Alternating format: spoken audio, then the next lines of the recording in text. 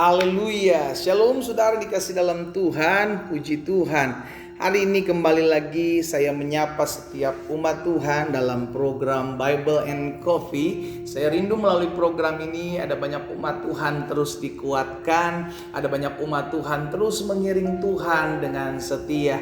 Betul, dalam kita mengiring Tuhan, tidak segala sesuatu yang kita inginkan, kita doakan itu pasti terjadi dalam hidup kita. Tidak segala sesuatu yang kita rindukan terjadi, itu bisa terjadi dalam kehidupan kita. Tapi kita harus mengerti apapun yang Tuhan buat dalam hidup saudara dan saya, sungguh itu teramat baik.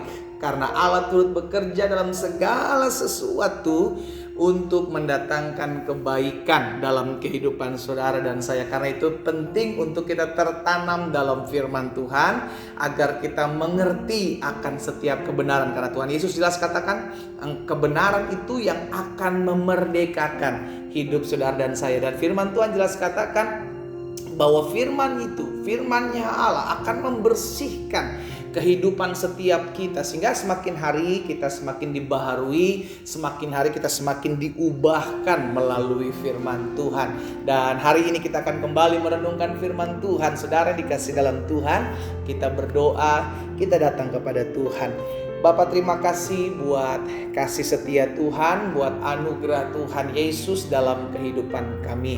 Kami mengucap syukur karena Tuhan baik dalam segala hal yang terjadi dalam hidup kami. Sungguh kami berkata, Tuhan, Engkau Bapa yang baik. Itu sebabnya kami perlu firman-Mu, kami perlu pewahyuan daripadamu. Roh Kudus tuntun kami sehingga kami mengerti akan kebenaran, dan biarlah kebenaran ini yang memerdekakan hidup kami. Di dalam nama Tuhan Yesus Kristus kami berdoa dan kami bersyukur. Haleluya. Amin, amin. Puji Tuhan. Nah, saudara dikasih dalam Tuhan, ada satu perkataan firman Tuhan yang mengingatkan kita agar tetap terus setia beribadah kepada Tuhan. Bukan hanya satu, banyak saudara dikasih dalam Tuhan. Pada akhirnya yang menjadi kerinduan Tuhan agar kita tetap setia beribadah, kita cari, kita kejar perkenanan Tuhan, hadirat Tuhan, hatinya Tuhan. Bukan yang cuma berkat-berkat Tuhan yang kita kejar. Tapi masalahnya sampai saat ini tidak bisa dipungkiri, ada banyak anak-anak Tuhan yang dikejar adalah berkatnya, dompetnya, kantongnya Tuhan, ketimbang hati dan perasaan keinginan Tuhan. Nah, firman Tuhan katakan dalam 1 Samuel pasal 12 ayat yang ke-24. Saudara dikasih dalam Tuhan, firman Tuhan katakan seperti ini dalam 1 Samuel 12 ayat 24. Hanya takutlah akan Tuhan dan setialah beribadah kepadanya dengan segenap hatimu. Sebab ketahuilah, ini janjinya Tuhan saudara, betapa besarnya hal-hal yang dilakukannya di antara kamu. Ada mujizat, ada kuasa, ada pemulihan, ada anugerah yang Tuhan berikan kepada orang-orang yang beribadah dalam kesetiaannya, dalam mencari Tuhan. Tapi fokus hidup kita bukan kejar apa yang Tuhan mau beri, tapi kejarlah apa yang menjadi perkenanan Tuhan. Karena dengan mudah Tuhan akan memberkati hidup saudara dan saya. Dengan mudah Tuhan akan memulihkan hidup saudara dan saya. Asalkan kita mau kejar perkenanan, kejar hatinya Tuhan, kejar hidup berkenan kepada Tuhan. Makanya Tuhan Yesus bilang dalam Matius 6 ayat 33, tetapi carilah dahulu, apa dikatakan? Berkatnya? No. Kesehatan? No. Yang dikejar itu kerajaan Allah dan kebenaran, saudara. Yang kita kejar, yang kita dahulukan pribadi Allah dong. Karena dari Tuhan kita dapat kekuatan untuk kita menghadapi masalah. Dari Tuhan kita mendapatkan berkat kesehatan ketika kita mengalami pergumulan sakit penyakit. Dari Tuhan kita mendapatkan kekuatan ketika kita diperhadapkan dengan tekanan hidup. Dari Tuhan. Pusatnya adalah Tuhan. Itu sebabnya Yesus mengajarkan kepada kita, carilah pribadiku, carilah kerajaan Allah, carilah kebenarannya, carilah Tuhan, maka semuanya akan ditambahkan. Bicara tentang hal-hal dunia, karena Yesus pada saat itu sedang berbicara tentang makan minum. Jangan kita kejar makan minum pakainya, yang kita kejar pribadinya, Sang Pemberi. Amin, saudara. Ya. Sehingga dampaknya dalam kehidupan setiap kita tidak kekurangan apapun. Makanya janji firman Tuhan jelas, singa muda boleh merana kelaparan, tapi orang-orang yang hidup takut akan Tuhan tidak akan kekurangan suatu apapun yang baik. Jadi jelas dalam Ulangan 7 pun ayat 12 sampai dengan ayat 13, firman Tuhan katakan seperti ini. Dan akan terjadi ketika Musa menyampaikan kepada umat Israel, pilih mana yang harus engkau pilih, baik kutuk ketika engkau melakukan ini, maupun berkat ketika engkau melakukan ini. Musa menyuruh bangsa Israel, ayo pilih, aku mengarahkan kau untuk memilih berkat, kata Musa. Nah, inilah yang terjadi ketika engkau hidup takut akan Allah, kata Musa, ya kan? Ulangan 7 ayat 12 dan 13. Dan akan terjadi karena apa? Karena kamu mendengarkan peraturan-peraturan itu.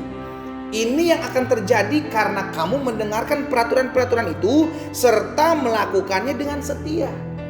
Jadi yang terjadi dampaknya setelah kita mendengarkan firman Tuhan, setelah kita melakukan perintah Tuhan, setelah kita melakukannya dengan setia, maka dampak dari yang kita lakukan itu, apa dikatakan Musa? Maka terhadap engkau Tuhan Allahmu akan memegang perjanjian dan kasih setianya yang diikrarkannya dengan sumpah kepada nenek moyangmu. Apa yang akan terjadi? Ayat 13. Ia akan mengasihi engkau, memberkati engkau dan membuat engkau banyak. Ia akan memberkati buah kandunganmu, hasil bumimu, anggur dan gandum serta minyakmu, anak lembu sapimu, anak kambing dombamu di tanah yang dijanjikannya dengan sumpah kepada nenek moyangmu untuk memberikannya kepadamu. Tapi semua itu didapati setelah kamu mendengarkan peraturan serta melakukannya dengan setia. Berarti yang sedang firman Tuhan ajarkan melalui Musa, ayo lakukan dulu apa yang Tuhan mau. Beribadahlah setia kepadanya, berdoa, cari Tuhan, kejar hadirat Tuhan, memiliki kerinduan untuk mendapatkan perkenanan Tuhan, bukan hanya mengejar hal-hal yang lahiriah. Karena semua itu akan diberikan otomatis dalam kehidupanmu tatkala engkau setia mengiringi Tuhan, saudaraku. Masalahnya sudah dikasih dalam Tuhan, ada banyak dari kita seringkali salah. Yang kita kejar itu justru bukan pribadinya Allah. Sehingga akhirnya dampaknya ketika kita tidak mendapatkan apa yang kita inginkan, kita mulai mundur dari Tuhan, kita mulai kecewa dan berkata, mana Tuhan katanya ikut Tuhan diberkati, mana Tuhan kok keadaan tidak sesuai dengan apa yang saya harapkan, mana Tuhan kok tidak terjadi apa yang saya doakan. Lihat, karena apa? Karena yang dikejar hal-hal lahiriah, bukan pribadi Allah. Tapi ketika kita mengejar pribadi Allah, maka bonusnya adalah apa yang tidak pernah kau pikirkan, apa yang tidak pernah kau lihat, apa yang tidak pernah timbul dalam hatimu, itu yang akan disediakan bagimu. Katakan amin. Pastikan yang kita kejar adalah pribadi Allah. Karena yang Allah kehendaki, yang Tuhan rindukan adalah perkenanan, adalah fellowship, relationship, hubungan antara kita dengan Abba, dengan Bapa kita. Kejarlah pribadi Tuhan, setialah beribadah kepada Tuhan, maka engkau akan melihat bagaimana engkau akan dibuat Tuhan terkagum-kagum dengan caranya memelihara hidup saudara dan saya. Kita berdoa, kita datang kepada Tuhan. Bapa, terima kasih buat kebenaran firman-Mu, terima kasih buat kasih setia-Mu, terima kasih buat anugerah-Mu dalam hidup kami. Sungguh kami bersyukur melihat pertolongan Tuhan tidak pernah berkesudahan atas hidup kami. Sungguh kami bersyukur bahwa Tuhan boleh memelihara hidup kami. Hari ini kami diingatkan untuk tetap setia beribadah, untuk tetap setia mencari Tuhan, untuk mencari kerajaan-Mu serta kebenaran terlebih dahulu. Kami kejar perkenanan Tuhan. Ampuni kami kalau selama ini kami hanya kejar berkat, kami cari materi, kami mengiring Tuhan. Ampuni kami. Hari ini ubah pola pikir kami pribadi, hati kami diubahkan. Untuk kami terlebih dahulu mencari pribadi dan hidup berkenan kepada Tuhan. Hamba berdoa buat yang sakit, Allah jamah dan sembuhkan, tergenapi firman-Mu, disampaikan firman, disembuhkan mereka dalam nama Yesus terjadi. Bahkan setiap mereka yang lemah, berbeban berat, Tuhan berikan keteguhan hati. Hamba berdoa di dalam nama Tuhan Yesus Kristus. Haleluya.